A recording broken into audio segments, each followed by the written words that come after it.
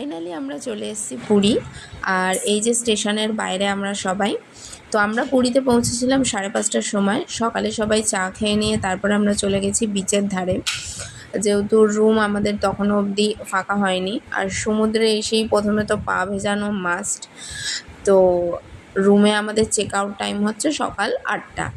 তো আমরা যেহেতু 5:30টাতে এখানে চলে এসেছিলাম, তো আমরা সমুদ্র দর্শন করে তারপরে আমরা আমাদের হোটেল, ওই যে পেছনে আমাদের হোটেল আর সামনে আমাদের যে বাগানটা, এতেই আমরা ছিলাম।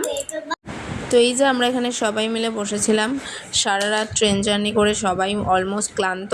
তো তারপর আমরা ডিসাইড করলাম যে আমরা ব্রেকফাস্টটা আগে সেরে নিই। তো এখানে আমরা চলে এসেছি ব্রেকফাস্ট করতে, এই যে আমরা সবাই। আর আমরা ব্রেকফাস্টে নিয়েছিলাম হচ্ছে ধোসা। তো পুরীতে আমাদের ফার্স্ট খাবার হচ্ছে ধোসা।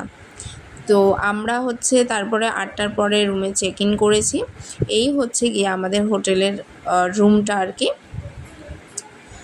আর আমাদের রুম থেকে একদম ব্যালকনি ভিউতেই হয়েছে সমুদ্র রয়েছে, মানে একদম ব্যালকনি থেকেই দেখা যায়।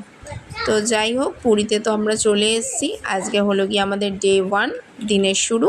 তো দেখা যাক আজকে সারা দিনটা কেমন কাটে কি না কাটে, সবটাই ব্লগে থাকবে। আপাতত এটুকুই। টাটা সবাইকে।